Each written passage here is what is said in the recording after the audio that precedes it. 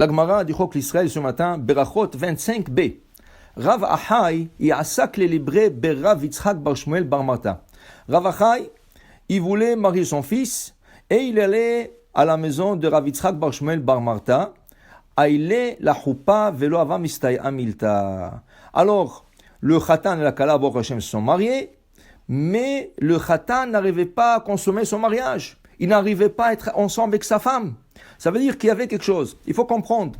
À l'époque du Talmud, il y avait beaucoup de sorcières. Et des fois, les sorcières faisaient une sorte qu'elles comme attachaient le Khatan. Attacher, ça veut dire qu'ils ont fait une sorte de sorcellerie qui ne peut plus s'approcher de sa femme. Et c'était comme quelque chose qui est très grave et très connu et très répandu à l'époque du Talmud. C'est pour ça qu'il y a une coutume ashkénaze que le Khatan, chassidique plutôt, que le Khatan ne porte pas des choses qui sont attachées. Par exemple, il ne va pas fermer le bouton de sa chemise. Il ne va pas attacher le lacet de ce soulier. Il ne va pas se mettre une cravate.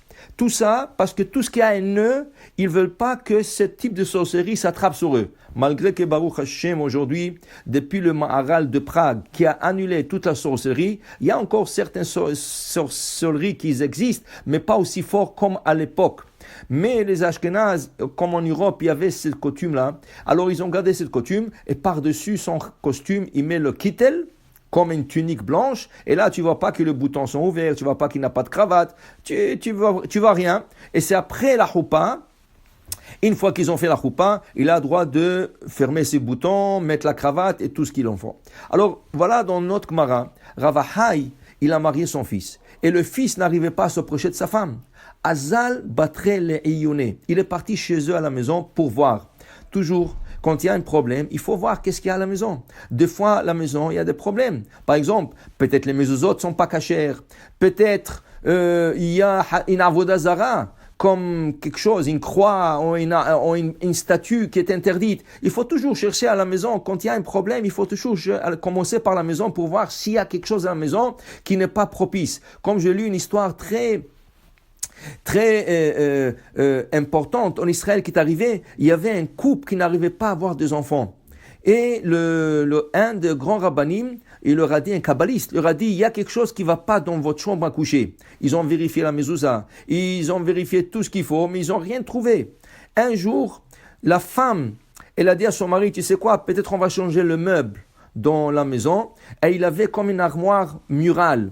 Ils ont enlevé l'armoire murale. Qu'est-ce qu'ils ont trouvé derrière l'armoire? Sur le mur, il y avait des croix. Et c'est ça qui a empêché le couple d'avoir des enfants. Et après, Baruch Hashem, ils ont tout enlevé, tout refait, et ils ont eu des enfants. Pour dire qu'il faut aller voir. Rav Achai, Azal, Batre, Leyone. Il est parti après de chez lui, son fils, pour regarder qu'est-ce qui ne va pas. Chaza Sefer Torah de Manach. Qu'est-ce qu'il trouve? Dans la chambre à coucher, il y avait un Sefer Torah. Amarleu, Iku Ashtalo Atai, Sekentun Libri. Il leur a dit à l'autre famille, à la belle famille, si je ne serais pas venu voir ça, vous aurez mis mon fils en danger. C'est heureusement que c'est terminé comme ça, qu'il ne pouvait pas s'approcher de sa femme. Mais ça aurait pu terminer beaucoup plus grave. Un Sefer Torah, dans un endroit où il y a un couple, Haz Veshalom, il aurait pu mourir même. De Tanya, Bait, Sheesh Bo Sefer Torah, au Tefilin.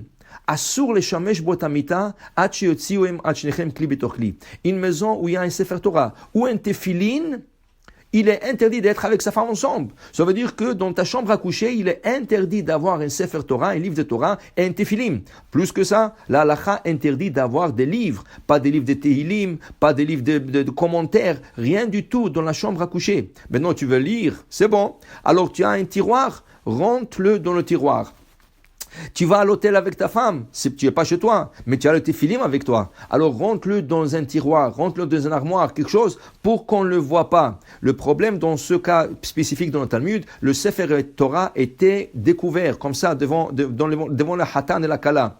Alors la Amar Abaye, Lo Shanu, Ela Bekli, shelo kulyan, aval kli shu kulyan, afilo asara mane kachada mane dami. Il dit quand on le rentre dans une armoire ou dans un tiroir ou dans quelque chose, c'est quelque chose qui n'est pas spécifique pour le Sefer Torah ou le Tephilim. Par exemple, on va prendre le Tephilim. Qui veut dire, tu vas me dire que le Tephilim ne sont pas découvertes. Ils sont dans leur sac à Tephilim. Et en plus de ça, par-dessus le sac à Tephilim, à l'extérieur, il y a un sac en plastique. Dire Abaye, même si tu le mets dans 100 sacs comme ça, un, dans l'autre, dans l'autre, comme ils sont pour le Tephilim et tu l'utilises chaque jour, c'est pas considéré kli betor kli. Il faut 2 couverts. 2 couverts, c'est considéré comme c'est couvert. Alors, je vous explique. Par exemple, la mezouza.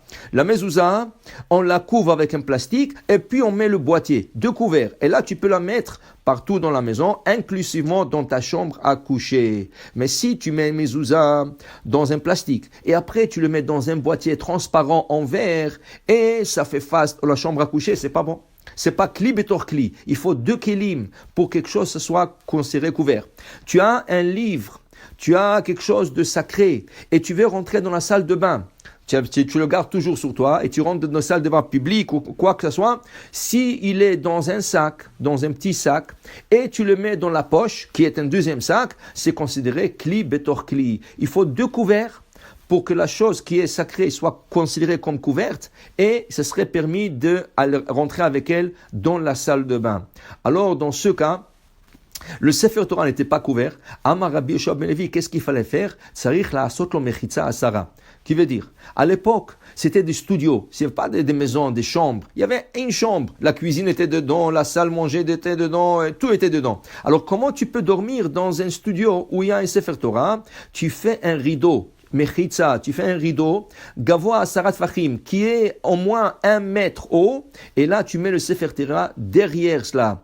Alors, si tu l'as fait comme ça, c'est comme si le Sefer Torah se trouve dans une autre chambre, et là, il n'y a aucun problème si le Hatan et la Kala, ou le mari et la femme sont ensemble, et le Sefer Torah se trouve dans une autre chambre. Marzoutra ikle le beravashi, chazier le dourte de maravashi, de manach be Sefer Torah, va vid le mechitza asara. Marzoutra dit la Gemara, il est parti voir Ravashi, il a vu que chez lui à la maison, il y avait ce rideau avec la mechitza. Amar le keman, d'où tu as appris cette halakha? Ake Rabbi Yoshua ben Levi. Comme Rabbi Yoshua ben Levi, il lui a dit, mais pourquoi tu as fait ça? Il a dit, oui, parce qu'il faut que le Sefer Torah soit dans un autre domaine. Il a dit, ça, c'est dans un studio, dans une place où il n'y a pas de chambre.